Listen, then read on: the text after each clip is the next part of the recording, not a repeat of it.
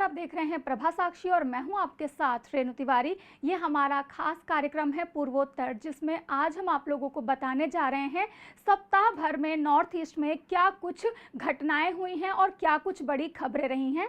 सबसे पहले शुरुआत करते हैं हम असम से। असम के मुख्यमंत्री हिमंत बिश्व शर्मा ने कहा कि सरकार 1 अक्टूबर से राज्य में सशस्त्र बल विशेष शक्तियां अधिनियम अस्पा 1958 को पूरी तरह से हटाने के लिए केंद्र से सिफारिश करेगी। शर्मा ने शुक्रवार को देर रात कहा कि राज्य की सुरक्षा स्थिति में सुधार को देखते हुए मंत्रिमंडल ने राज्य के बाकी 8 जिलों से अस्पा को हटाने की सिफारिश को मंजूरी दे दी है। उन्होंने कहा कि बहरहाल अंतिम फैसला जो होगा वो भारत सरकार लेगी।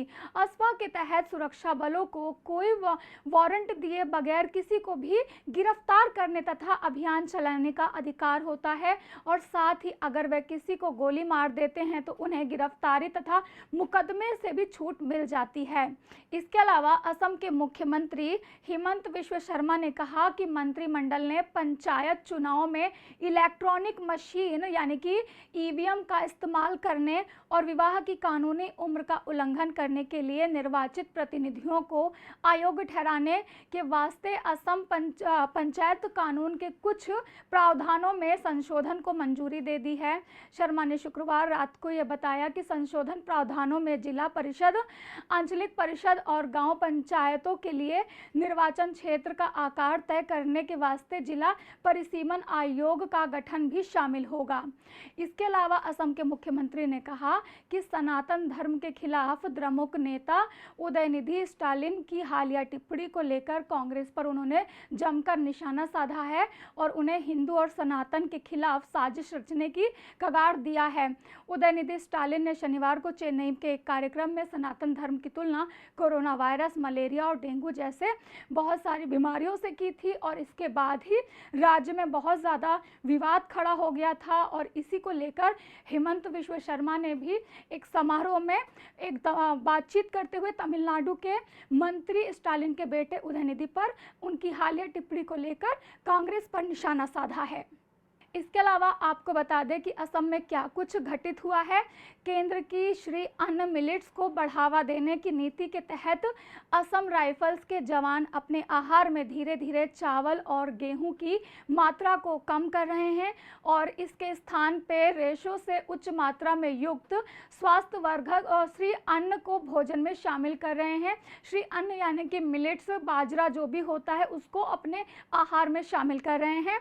बल के प्रमुख लेफ्टिनेंट पीसी नायर ने ये जानकारी दी है। असम राइफल के महानिदेशक ने बताया कि अर्धसैनिक बल ने अपने राशन में 10% मोटे अनाज को शामिल कर लिया है। इसके अलावा असम में बाढ़ की स्थिति को लेकर भी हम आपको अपडेट दे देते हैं। असम में बाढ़ की स्थिति सोमवार को सुधार हुआ है, उसमें कोई भी नया क्षेत्र जलमग्न नहीं हुआ है, जबकि बहुत सारे जो प्रभावित क्षेत्र हैं वो भी ठीक हो रहे हैं, उनका भी वाटर जो स्तर है वो कम हो गया है। एक आधिकारिक बुलेटिन में ये जानकारी दी गई थी। इस साल बाढ़ में मरने वालों की संख्या 18 बनी हुई है, क्योंकि किसी भी अन्य व्यक्ति की मौत इसके अलावा नहीं हुई है। अब हम बात करते हैं अरुणाचल प्रदेश की।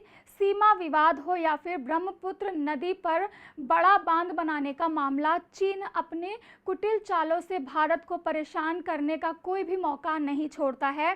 चीन ने अरुणाचल प्रदेश की सीमा से लगे तिब्बत में यरलुंग तत्पे नदी पर 60,000 मेगावाट बिजली पैदा करने की क्षमता का सुपर डैम बनाने का फैसला किया है।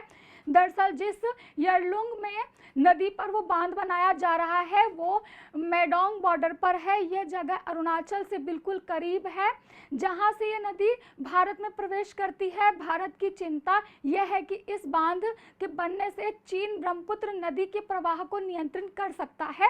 यरलुंग तत्पे नदी पर तिब्बत से होकर अरुणाचल प्रदेश और फिर असम में प्रवेश करती है और ब्रह्मपुत्र में मिल जाती है। अरुणाचल प्रदेश में इस नदी का नाम सियांग है, जबकि असम में इसे ब्रह्मपुत्र कहा जाता है। ब्रह्मपुत्र पर चीन के सुपर डैम बनाने की योजना पर प्रतिक्रिया देते हुए भारत के विदेश मंत्रालय के प्रवक्ता ने कहा कि वह सभी घटनाओं पर अपनी नज़र जमाए हुए हैं। चीन के इस सुपर डैम के कारण संभावित खतरों को काउंटर करने के लिए अब केंद्र सरकार ने तैयारी शुरू कर ली है। चीन के बड़े बांध को सियांग नदी से बचाने के लिए एक बड़ा बैराज बनाने का प्रस्ताव दिया गया है। अरुणाचल प्रदेश के मुख्यमंत्री पेमा खांडू ने बताया कि इस संबंध में केंद्र सरकार और ब्रह्मपुत्र बोर्ड के साथ चर्चा की गई है। उन्होंने कहा कि चीन का प्रोजेक्ट पूरा होने पर सियांग नदी की स्थिति को लेकर केंद्र बहुत ज़्यादा चिंतित में है। हमें सियांग को जीवित रखना होगा। यदि चीन जल मार्ग को मोड़ता है तो नदी का आकार छोटा हो जाएगा। इससे नदी में पानी कम होने का खतरा भी बना हुआ है। दूसरी ओर यदि नदी पर बहुत ज़्यादा पानी छोड़ दिया जाता है तो इससे न सियांग वैली बल्कि असम के पड़ोसी बांग्लादेश के निचले हिस्सों में भी बाढ़ का खतरा हो जाएगा। तो इस तरह की अरुणाचल प्रदेश से कुछ खबरें आई हैं जब से चीन ने सुपर डैम बनाने की बात कही है। अब हम बात करते हैं मणिपुर की। मणिपुर के तेंगनोपाल जिले में पल्लेल में शुक्रवार को अलग अलग झड़पों और गोलीबारी की घटनाओं में महिलाओं सहित लगभग 50 लोग घायल हो गए हैं। मीडिया रिपोर्ट में कहा जा रहा है कि इन झड़पों और गोलीबारी की घटनाओं में 2 से 3 लोगों की मौत भी हो गई है। हालांकि पुलिस ने अभी तक हताहतों की संख्या की पुष्टि नहीं की है। पुलिस के अनुसार प्रतिद्वंदी सशस्त्र समूहों और सुरक्षा बलों के बीच झड़प में 11 नागरिक गोली लगने से घायल हो गए। जैसे ही गोलीबारी की खबर सोशल मीडिया पर फैली, थैबल और कॉकचिंग जिलों में सैकड़ों पुरुष और महिलाएं पेप्पल गांव की ओर दौड़ पड़े। असम राइफल्स के जवानों ने उन्हें रोक दिया, जिसके बाद आंदोलनकारी लोगों ने पथराव कर दिया और इस तरह से दोनों पक्षों में बहुत ज़्यादा मुठभेड़ हुई। इसके अलावा आपको मणिपुर के बारे में बता देते हैं, वहाँ से एक और खबर है।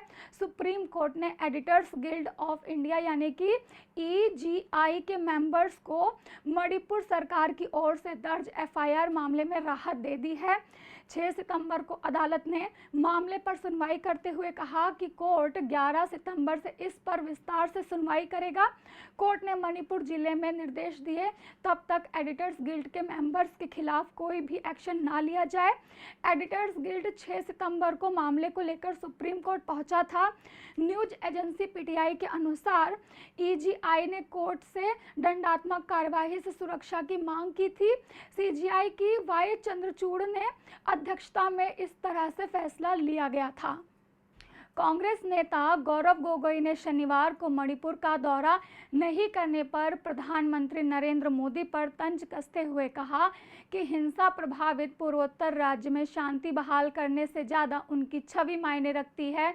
लोकसभा में कांग्रेस के उपनेता गोगोई ने एक्स पर यानी कि ट्विटर पर लिखा, मैंने विश्व इतिहास में कभी ऐसा कोई प्रधानमंत्री नहीं देखा है जिसने अपने ही देश में संघर्ष क्षेत्र का दौरा करने से सिर्फ इसलिए इनकार कर दिया हो क्योंकि उनकी छवि शांत बहाल करने से ज़्यादा मायने रखती है।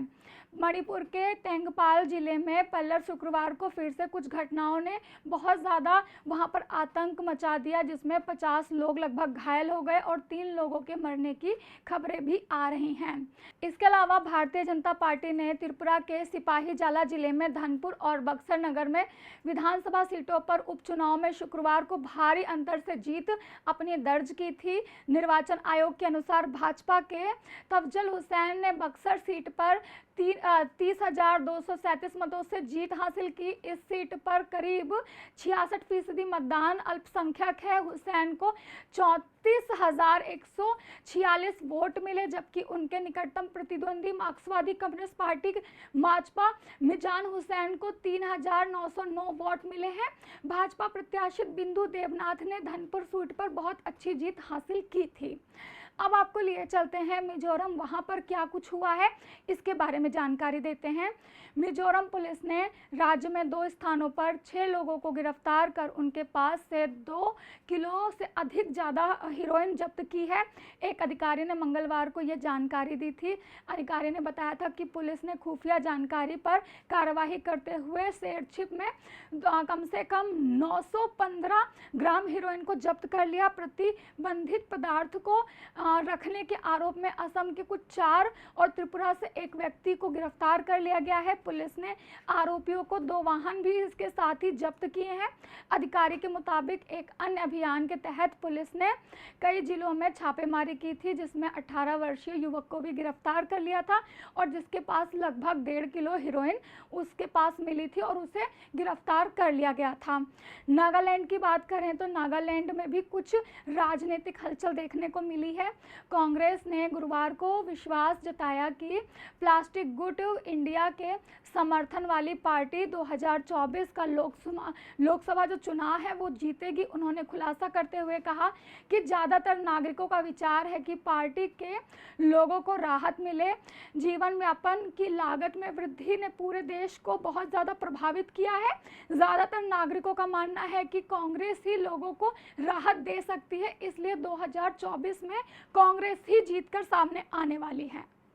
इसके अलावा आखिरी स्टेट मेघालय पर भी एक छोटी सी नज़र डाल लेते हैं। मेघालय में भाजपा विधायक एएल हैक और सनबोर शुल्लाई ने गैर जनजातीय द्वारा व्यापार करने के पक्ष लेते हुए पारस्परिक दरबार प्रणाली का उल्लंघन किया है, जिससे पार्टी को पूर्वोत्तर राज्य में शर्मिंदगी का सामना करना पड़ा है।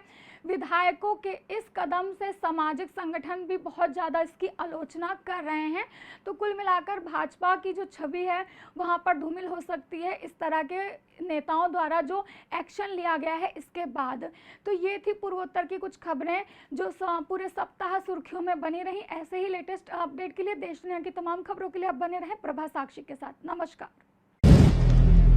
अगर आप भी लेना चाहते हैं देश दुनिया की तमाम जानकारी तो आज ही सब्सक्राइब करें हमारे चैनल को। साथ ही नीचे दिए बेल आइकन को जरूर दबाएं ताकि हर अपडेट आप तक पहुंच सके।